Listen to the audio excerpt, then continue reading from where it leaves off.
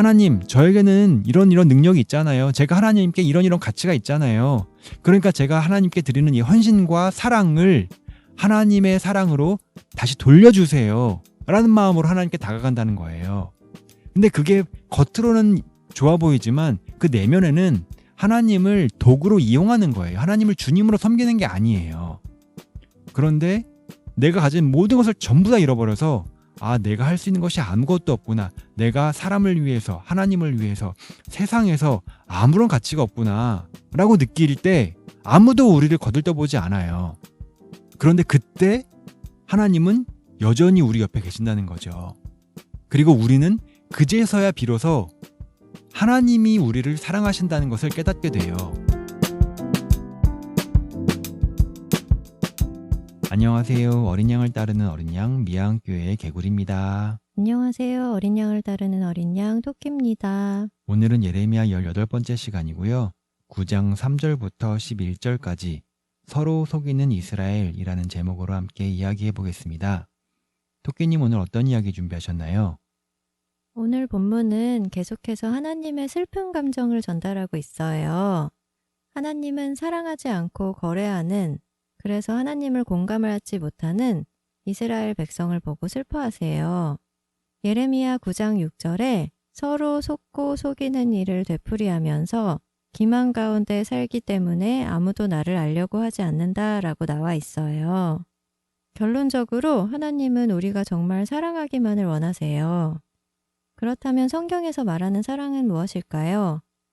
오늘은 거래와 사랑에 대해 이야기할 텐데요.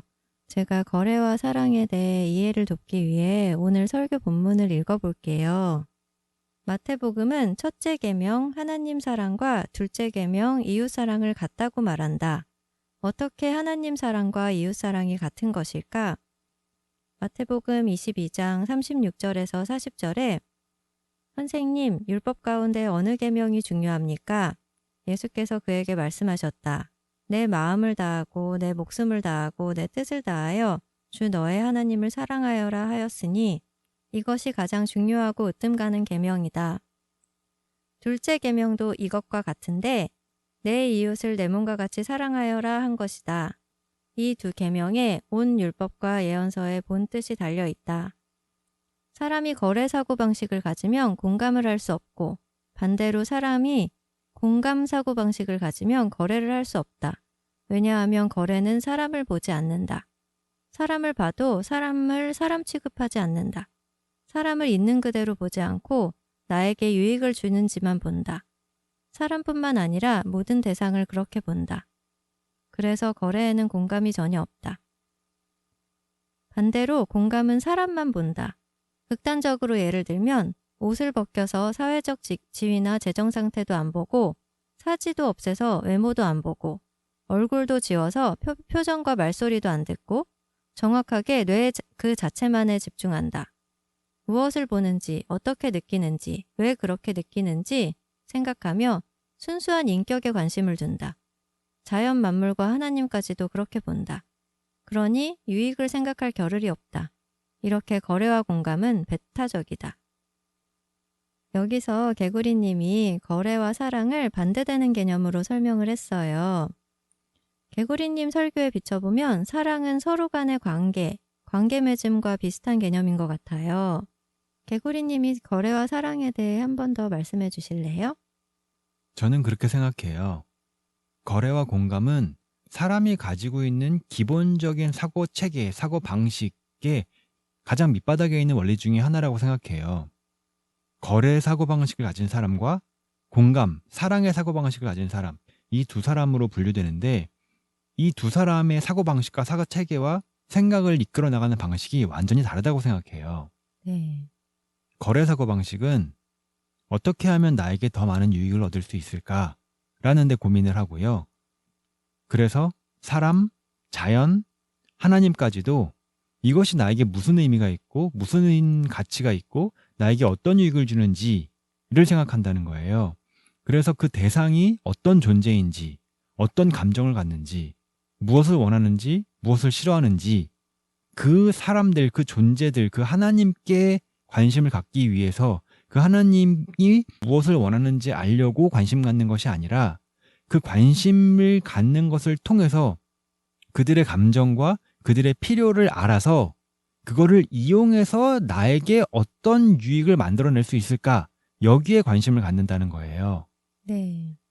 그래서 거래 사고방식을 가진 사람들도 겉으로 보기에는 선행도 하고 구제도 하고 봉사도 하고 베풀기도 하고 또 다른 사람한테 따뜻한 말과 배려와 헌신하는 모습도 분명히 보여줘요. 네. 근데 왜 그런 행동을 하냐면 결국엔 이것이 다 나에게 유익으로 돌아올 것이라는 기대와 믿음, 확신, 요것 때문에 그런 행동을 한다는 거예요. 네. 전형적으로 바리새인이 그랬죠. 바리새인도 물론 겉으로 보기에는 거룩하고 헌신적으로 보였는데 그렇게 행동하고 살았던 이유가 물론 본인들은 의식하지 못했어요. 그런데 파고 가면 결국 자신의 명예와 자신의 유익을 위해서 영적 유익, 경제적 유익, 사회적 유익 이런 것들을 얻기 위해서 그런 헌신을 했다는 거예요. 네.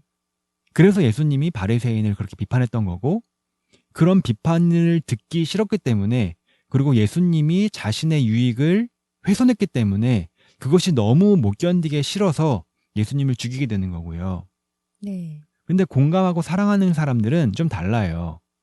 그 사람들은 유익을 생각하기 이전에 그냥 상대방 그 자체로 봐요. 네. 상대방이 슬퍼하면 나도 슬프다. 상대방이 기뻐하면 그 기쁨이 나에게 유익이 되는지 생각하기 이전에 그 기쁨 자체를 기뻐하고 그 슬픔을 통해서 내가 저 사람에게 무엇을 얻어낼까라고 생각하기 이전에 슬프니까 나도 슬프구나. 아이고 슬퍼라 하고 함께 슬퍼한다는 거예요. 제가 설교에서 좀 어떤 면에서는 좀 무섭게 옷도 벗기고 사지도 없애고 얼굴 표정도 지우고 목소리도 안 듣고 정확하게 뇌 그 자체에만 집중한다라고 했는데 네. 이거를 성경의 다른 표현으로 말한다면 하나님은 마음의 중심을 보신다라는 거죠. 네. 사람은 그 사람이 입고 있는 옷, 그 사람의 지위, 그 사람의 경제적인 상태, 그 사람의 외모, 그 사람의 말과 표정, 목소리 이런 거를 통해서 물론 그 사람의 어떤 성향과 정체성, 감정을 우리가 알 수 있지만 반면에 또 그런 걸 통해서 그 사람을 어떻게 이용할까, 어떤 유익을 취할까, 그 사람에게 어떤 걸 빼먹을까 이런 생각도 하게 된단 말이에요. 네. 근데 그런 걸 다 지워버리고 정말 그 사람의 마음, 그 사람의 중심, 그 사람이 가지고 있는 본질, 핵심, 감정 요것만 딱 떼서 본다라는 거죠. 네. 그게 성경에서 말하는 사랑입니다. 하나님도 우리를 그렇게 사랑하셨고 예수님도 우리를 그렇게 사랑하셨기 때문에 십자가에 죽으셨고 바리새인은 그렇게 사랑하지 않았기 때문에 예수님께서 그렇게 비판하셨고 예수님은 우리에게도 자신을 따라서 자기 십자가를 지고 그렇게 사랑하기를 바라신다는 겁니다. 그러니까 사랑은 서로에게 관심을 가지고 공감하는 것이고 반대로 거래는 오로지 나의 유익을 위해 상대에게 관심을 가지거나 다가가는 것을 말하는 것 같아요. 네. 그런데 이스라엘 백성들은 사랑이 아닌 거래의 관계만을 맺었고 그래서 스스로 멸망을 자처했어요. 하나님이 원하시는 것은 결국 우리가 하나님과도 사람과도 나와도 사랑의 관계를 맺게 되는 것인 것 같아요. 네.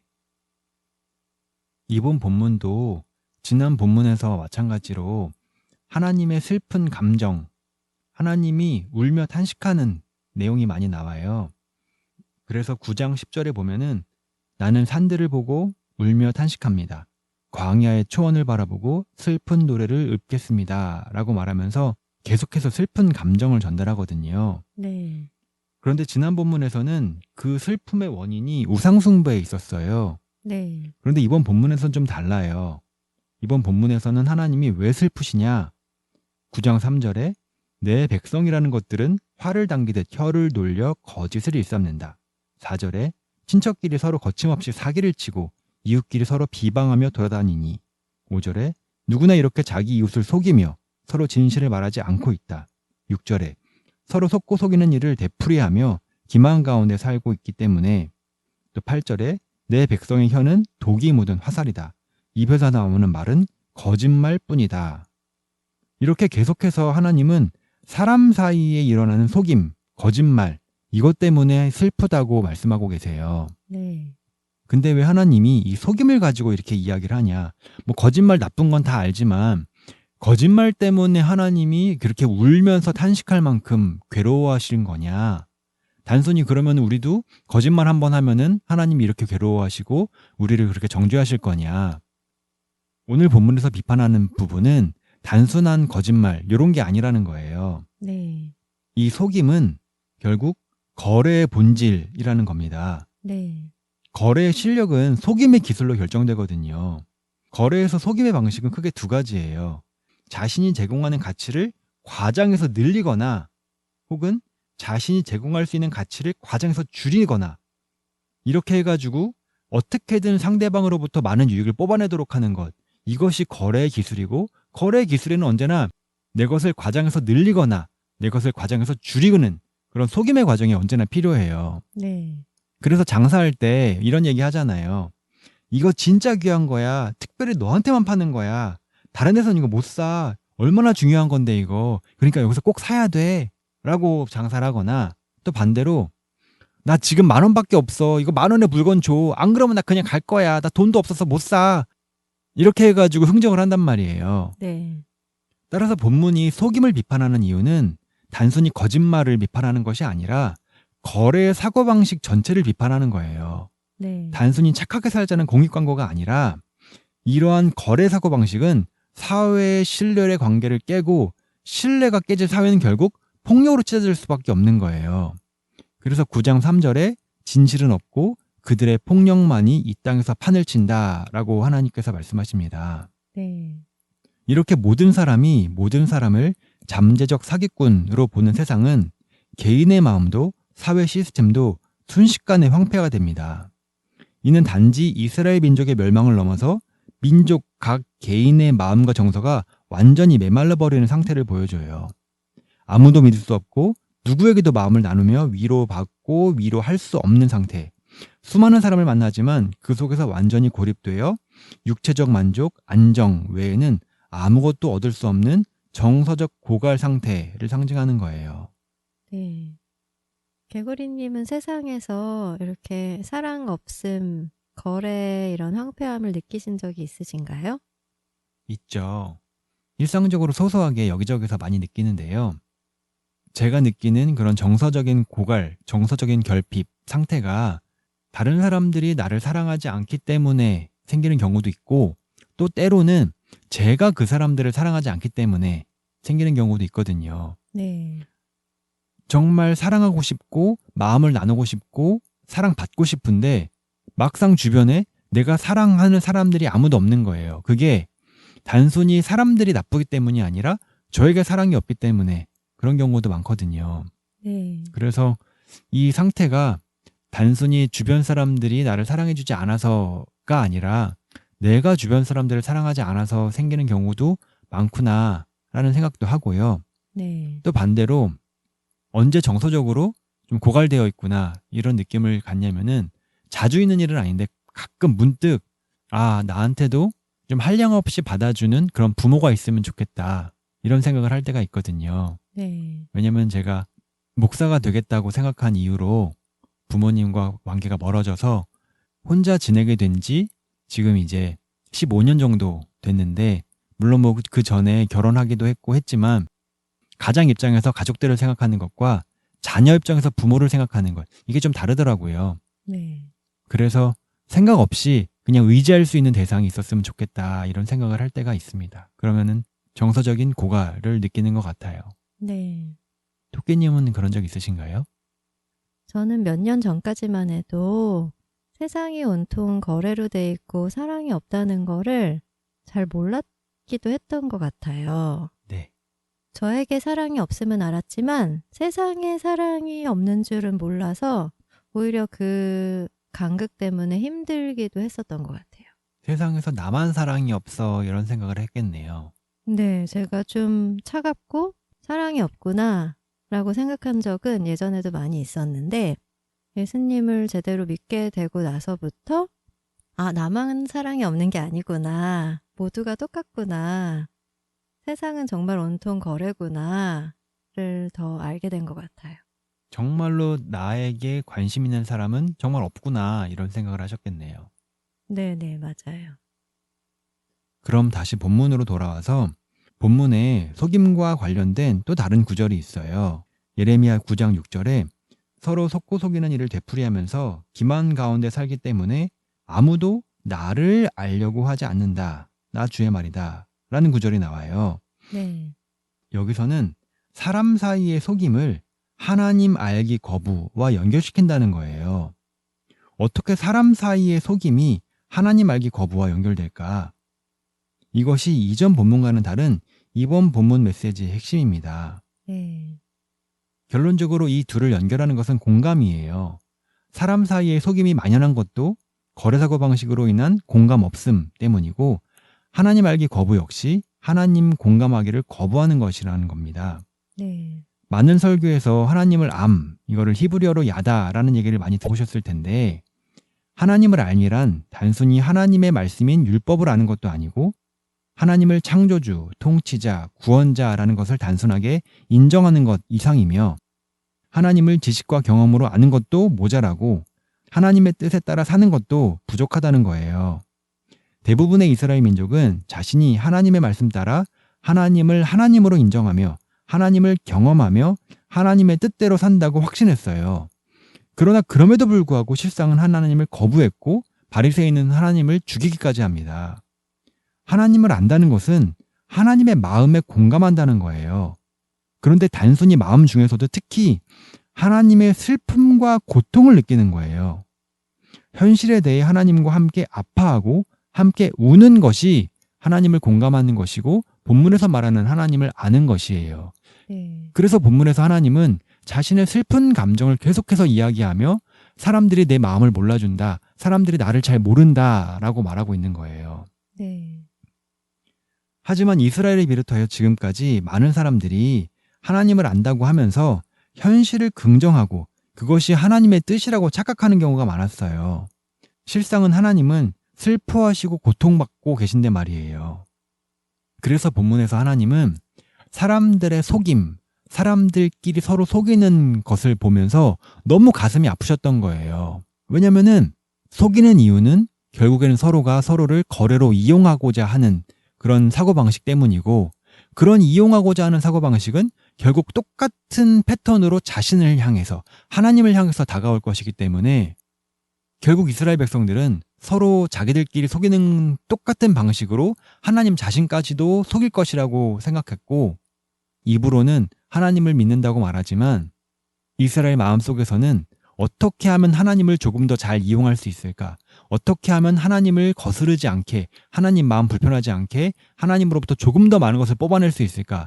이 고민을 하고 있다는 것을 하나님은 아셨던 거죠. 하나님은 이스라엘 백성과 정말로 친밀한 관계, 사랑의 관계, 그들의 마음을 알고 그들의 마음을 공감하고 그들의 마음을 이해하고 그들의 마음을 나누고 그리고 그들도 하나님 자신의 마음을 알고 나의 슬픔과 고통을 알아주기를 바라셨는데 정작 이스라엘 백성들은 하나님을 보면서 하나님의 콩고물을 어떻게 더 뺏어먹을까 요 고민만 했다라는 거죠. 그것 때문에 하나님은 더 고통스럽고 더 슬퍼하셨던 것이 바로 오늘 예레미야 본문이 말하고자 하는 거라는 겁니다. 네. 얘기를 들으면서 하나님이 정말 우리에게 원하시는 것은 사랑밖에 없구나 라는 생각이 들었는데요. 네. 그래서 결국에 우리가 정말 사랑이 없음을 알고 우리의 삶의 목표가 하나님을 사랑하고 사람들도 사랑하고 우리 자신도 사랑하는 것이 되는 것이 우리의 신앙의 방향성이 아닐까 이런 생각이 들었어요. 그럼요. 제가 또 한 가지 말하고 싶었던 거는 개구리님 설교 마지막 부분에 공감과 동정을 비교한 부분이 있었어요. 네. 제가 한번 읽어볼게요. 공감은 같은 감정을 함께 느낌으로 상대방과 나를 연결하여 하나 되게 한다. 반면 동정은 상대방과 나를 구분하고 상대방의 입장을 생각하기보다 자신의 감정에 집중한다. 단순한 예를 들어 예레미야는 하나님과 공감하지만 바리새인은 하나님을 동정했다. 바리새인도 불순종하는 이스라엘 때문에 슬퍼하시는 하나님을 봤다. 그러나 그것에 대한 반응으로 예레미야처럼 하나님과 함께 슬퍼하는 대신 단지 자신의 불편한 감정을 해소하는 것에 집중했다. 그것을 위해 율법에 열중했다. 그러나 그 열중으로 인해 하나님을 죽인다. 이것이 공감 없는 동정이 위험한 이유이다. 같은 이유로 공감 없는 구제, 공감 없는 사랑, 공감 없는 희생이 다 위험하다. 상대방을 위한다는 명분으로 행위를 시작하지만 결국 행위 자체만 남고 행위에서 상대방은 배제되기 때문이다. 이 부분이 공감이 많이 됐는데요. 네. 여기를 읽으면서 제가 예전에 선교지에 갔던 생각이 났어요. 네. 선교지는 보통 우리나라보다 잘 못 사는 나라, 못 사는 지역으로 가잖아요. 그래서 그때 선교 활동을 열심히 하면서도 때때로 내가 뭔가 위에서 베푸는 것 같은 느낌이 아주 불편했었어요. 네. 그때는 몰랐지만 그때 불편했었던 이유가 공감이 아니라 동정이었기 때문이 아니었나 생각이 들더라고요. 선교지에 가면은 사실 우리는 아무것도 특별한 것도 없고 기술도 없고 신앙에 있어서도 별것도 없는데 오히려 선교지에 있는 학생들이나 거기에 계신 분들이 신앙적으로도 그렇고 가지고 있는 역량이나 능력도 훨씬 많단 말이에요. 네. 그런데 저희가 단순히 한국에서 왔다는 이유로 약간 좀 그분들이 저희의 하인처럼 막 우리를 대접해주고 받들어주고 우리는 무슨 주인처럼 우리가 가지고 있는 어떤 물질적인 것들을 베풀어주는 그 모양새가 너무 불편하다라는 거죠. 네, 맞아요. 선교지에서뿐만 아니라 저는 제가 그렇게 사랑이 없고 거래하고 동정하는 그런 마음들이 정말 싫었거든요. 네. 그래서 정말 사랑을 했으면 좋겠다 하지만 내가 하고 싶다고 해지지가 않아서 그게 되게 속상했었거든요. 네. 나는 나름 사랑한다고 한 행동인데 그게 상대방에게는 사랑이 아니었던 거고 그런 걸 알았을 때 되게 절망적이었었거든요. 네. 저는 그래서 신앙생활을 하는 게 아닌가 싶어요. 정말 사랑을 알게 되고 사랑을 하고 싶어가지고요. 네. 저는 마지막으로 이 얘기를 해보고 싶어요. 우리가 사랑이 없고 언제나 모든 사람을 거래로만 생각하고 있는데 여기서 벗어나서 사랑으로 회복되기 위해서는 어떤 과정이 필요하냐. 물론 당연히 하나님의 은혜와 사랑이 필요하죠. 그런데 어떤 면에서 하나님의 은혜와 사랑은 언제나 있어요. 디폴트예요. 상수예요. 문제는 우리가 그 하나님의 사랑을 거부하고 있고 깨닫지 못하고 있다는 것이 진짜 문제고 하나님의 사랑과 은혜를 기다리고 기대하는 것은 우리가 해야 될 일은 아니에요. 그래서 성경에서 하나님은 어떤 방식으로 이스라엘이 사랑을 회복하도록 만드시냐. 한마디로 황폐화예요. 황폐화. 예레미야 9장 10절에 그처럼 무성하던 곳들이 모두 황무지가 되었고 지나다니는 사람이 하나도 없습니다. 가축대의 울음소리도 들려오지 않습니다. 공중의 새에서부터 들의 짐승에 이르기까지 다 다른 곳으로 도망하여 사라졌습니다. 이것이 상징하는 것은 단순히 황무지가 되고 짐승이 없는 것 이런 것이 아니라 이스라엘이 가진 모든 것을 전부 다 잃었다는 뜻이에요. 이렇게 완전히 자기 것을 잃어서 자신이 먼저 거래의 가치, 이용의 가치가 전혀 없게 된 이후 그래서 내가 너무나 거래 가치가 없어서 누구와도 거래를 할 수 없는 상태가 돼야만 그제서야 거래로부터 좀 벗어나게 돼요. 이전에는 나에겐 가치가 있고 나에게는 거래할 수 있는 능력이 있기 때문에 사람들과도 거래하고 하나님 저에게는 이런 능력이 있잖아요. 제가 하나님께 이런 가치가 있잖아요. 그러니까 제가 하나님께 드리는 이 헌신과 사랑을 하나님의 사랑으로 다시 돌려주세요. 라는 마음으로 하나님께 다가간다는 거예요. 근데 그게 겉으로는 좋아 보이지만 그 내면에는 하나님을 도구로 이용하는 거예요. 하나님을 주님으로 섬기는 게 아니에요. 그런데 내가 가진 모든 것을 전부 다 잃어버려서 내가 할 수 있는 것이 아무것도 없구나. 내가 사람을 위해서, 하나님을 위해서, 세상에서 아무런 가치가 없구나. 라고 느낄 때 세상은 우리를 버려요. 세상은 우리를 그냥 필요 없으니까 아예 내팽개쳐버려요. 아무도 우리를 거들떠보지 않아요. 그런데 그때 하나님은 여전히 우리 옆에 계신다는 거죠.